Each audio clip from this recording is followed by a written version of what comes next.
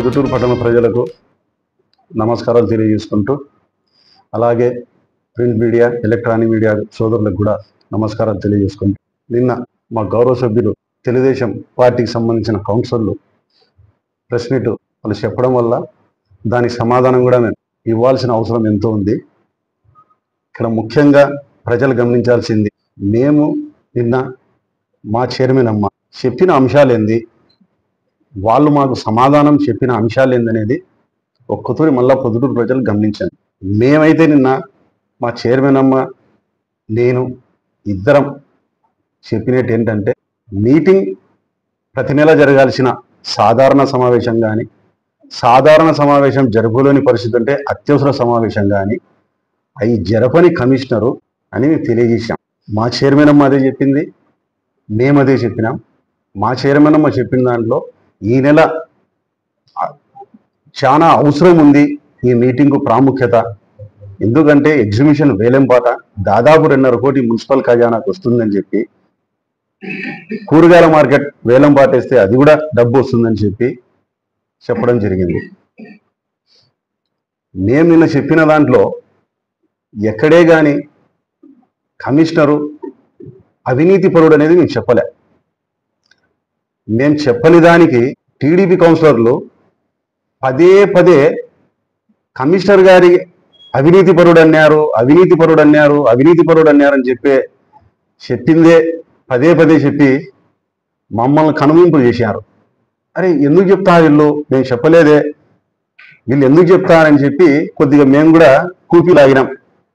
దాని మీద కూడా అతి త్వరలో మున్సిపల్లో ఏ సెక్షన్లో ఏం జరుగుతుంది అవినీతి అనేది కూడా తొందరలో చెప్తాం.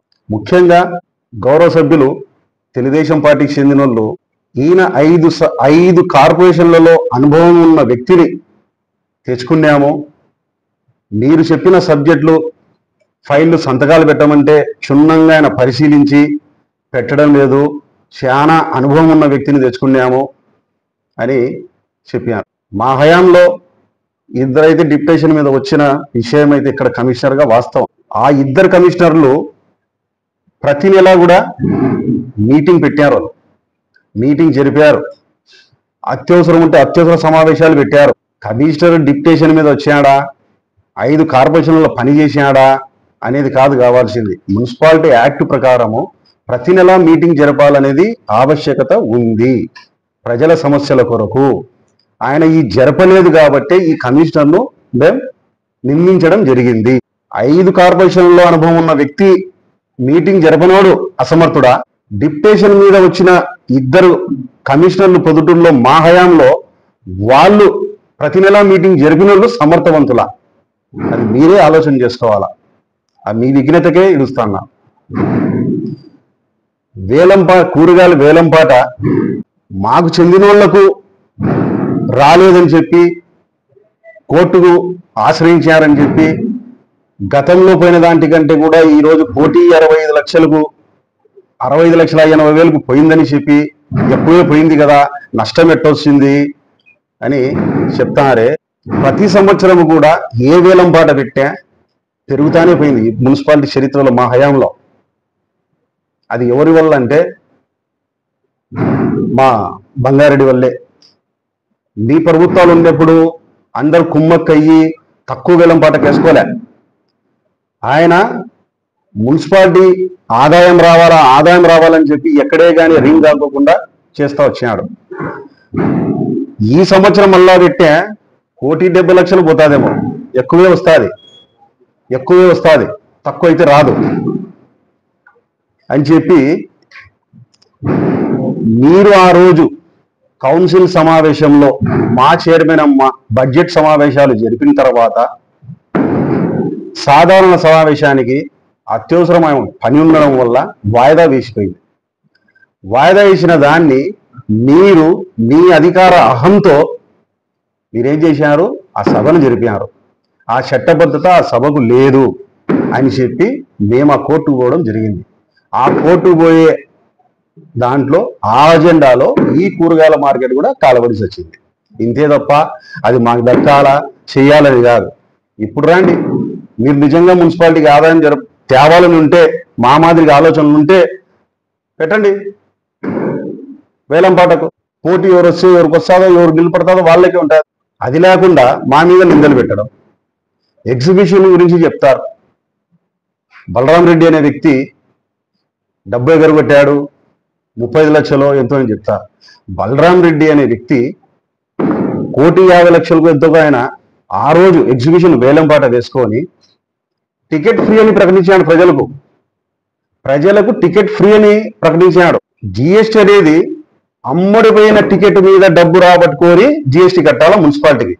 ఫస్ట్ అది కనుక్కో. మీ మాదిరిగా చలపతి అనే వ్యక్తి ఎగ్జిబిషన్ వేసి టికెట్ 25 రూపాయలు ఉంటే 50 రూపాయలు అమ్మి ఒక 4-5 రోజులు దసరా తొట్టి రోజు 100 రూపాయలు అమ్ముకొని డబ్బు ప్రజల కాడ నుంచి విపరీతంగా దోచుకొని ఆయన ఎగరగొట్టాడు. చేతనైతే అతని దగ్గర నుంచి కట్టేయండి. మీ పార్టీకి సంబంధించిన వ్యక్తే కదా.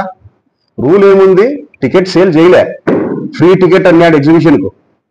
ఈయన ఫ్రీ టికెట్ ఇవ్వలేదు, ఉండబడిన రేటు కంటే కూడా అదనంగా అమ్మినాడు. అతని దగ్గర నుంచి కట్టేయండి. లేదు, మీ పార్టీ కదా, మీ అధికారమే కదా, ఎవరెవరు ఎగరగొట్టింటే వాళ్ళ దగ్గర నుంచి అందరూ రికవరీ చేపియండి. మేము వద్దంటున్నామా? మేము మున్సిపాలిటీ ఖజానాకు లాభం వస్తుందంటే మేము వద్దంటామా? మొదటి స్థానంలో ఉంటాం. మున్సిపాలిటీ ఖజానాకు ఆదాయం రావాలంటే మేము వైఎస్ఆర్ కాంగ్రెస్ పార్టీకి సంబంధించిన కౌన్సిలర్లము ముందు వరుసలో ఉంటాం. అది చెప్పకుండా ఏయో నానాకుని చెప్తే ఎలాగా? మళ్ళా ఒకటి ఆయన నీట్గా సున్నితంగా బ్లాక్మెయిల్ మాట. మేము అనుకుంటే క్యాంటీన్ ఆపగలుగుతాం, మేము అనుకుంటే క్యాంటీన్ తీసుకోగలుగుతాం. ఈ చట్టం మీదే. చట్టమేనా నీకు బంధువా? చట్టం ఎవరికేం బంధువు కాదు, ఎవరికి వానికి కాదు. చట్టం అనేది చట్ట పద్ధతుల్లోనే ఉంటుంది. క్యాంటీన్ తీసుకుంటాము, క్యాంటీన్ నిలబెడతాము. మేము రాజకీయాల్లోకి వచ్చేటప్పుడు మా నాయన సంపాదించిన ఆస్తిలో ఒక చిన్న ఇండస్ట్రీ ఉండేది, ఆయిల్ మిల్లు. ఆ ఆయిల్ మిల్లు పోతేనే ఈ ఇంటికి అన్యాం. ఇది మా నాయన ఆస్తి కూడా కాదు, మున్సిపాలిటీది. నిలబెట్టుకో, రేపే వద్దన్యాం. నీ అధికార బలం ఏందో చూపించు. నువ్వు నిలబెడతానే మాకు లేవా? చట్టం లేదా? మేము కోర్టుకు పోమా? ఆ క్యాంటీన్ది కూడా 3 సంవత్సరాలు రెంట్ ఆల్రెడీ ముందే కట్టేశాం. మళ్ళా మేము కావాలంటే 33% యాడ్ చేసి మాకే వస్తుంది, మా మనుషులకు వస్తుంది. మేము వద్దనుకుంటే వేలంపాటకు వస్తుంది. లేని ఏదైనా జరుపుకోవాలంటే కనుక చెప్పు సున్నితంగా. ఎవరిదన్నా మధ్యవర్తితో మేము బతకలేకుండాం, మేము క్యాంటీన్ నడుపుకోవాలండాం, ఆడ లక్షల ఆదాయం వస్తుందని చెప్పి పట్టి కట్టిస్తా, ఎన్ని కుర్చీలు ఉన్నాయి, ఏమున్నాయని చెప్పి జరుపుకో. బ్లాక్ మెయిల్ మాటలు అనేది మానుకో ఫస్ట్. ఇది నేను చాలా సాధారణంగా చెప్తాను. అల్లిగుల్లి మాటలు అనేది అన్ని నిందలు మోపేటి మాటలు అవన్నీ మానుకొని ఏదన్నా సలహాలు ఇవ్వాలనుకుంటే మీరు సక్రమైన సలహాలు ఇస్తే మేము దాన్ని కూడా స్వీకరిస్తాం. ఇంకొకతను మీలో కూర్చున్నతనే మహానాయకుడు, ఆయన బ్రహ్మాండంగా అభివృద్ధి జరుగుతుందని చెప్పి నువ్వు పొద్దుటూరు పట్టణ దానికోసం అభివృద్ధి కోసం పోయినావా, నీ వార్డు ప్రజల అభివృద్ధి కోసం పోయినావా, నీ అభివృద్ధి కోసం పోయినారా అనేది నీ వార్డులో చెప్పుకుంటున్నారు. మహానాయకుడు గుర్తుపెట్టుకో. నీకు ఇంకోటి చెప్తాండా, మీరు కూర్చున్న కౌన్సిలర్లో చుట్టూరు 10 వార్డులు ఎంచుకోండి. ఒక్కొక్కరు ఏడన్నా ఒక టెంకాయ కొట్టింటే ఫోటో ఎత్తి పంపించండి. మళ్ళా మీడియా సమావేశం పెట్టి క్షమాపణ అడుగుతా.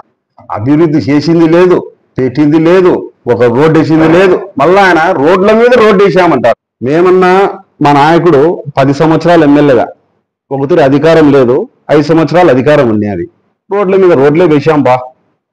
మీ నాయకుడు 25 సంవత్సరాలు ఎమ్మెల్యేగా ఉండి అధికార పార్టీలోనే ఉండి ఇప్పుడు మళ్ళా ఎమ్మెల్యే, ఇప్పుడు మళ్ళా అధికార పార్టీలో ఉండి గతంలో మీ నాయకుడు రోడ్ల మీద రోడ్లు వేశారా లేదా చెప్పండి.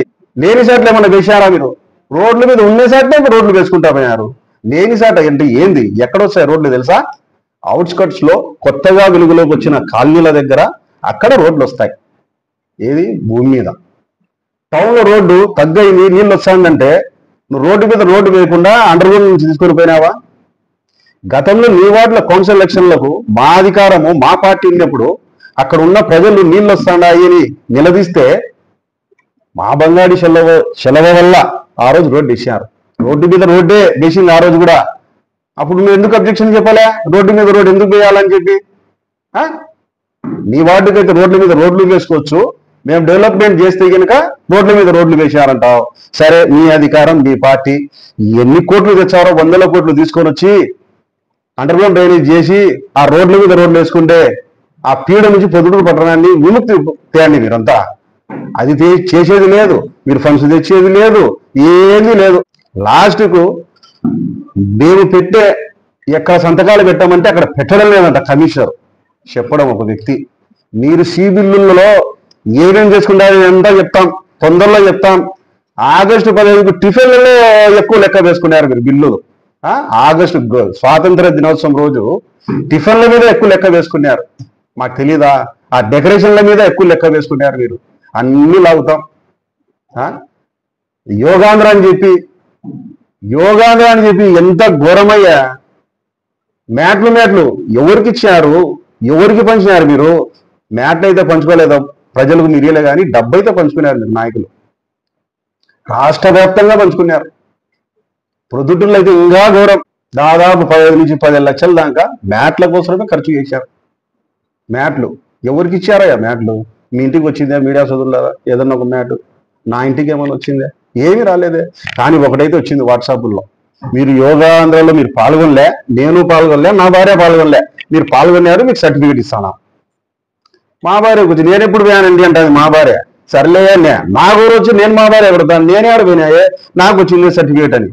మ్యాట్లు రాలే, కానీ ఈ సర్టిఫికేట్లు మటుకు వాట్సాప్లో వచ్చాయి. ఇది మీ కూటమి ప్రభుత్వము, చేతగాని ప్రభుత్వం.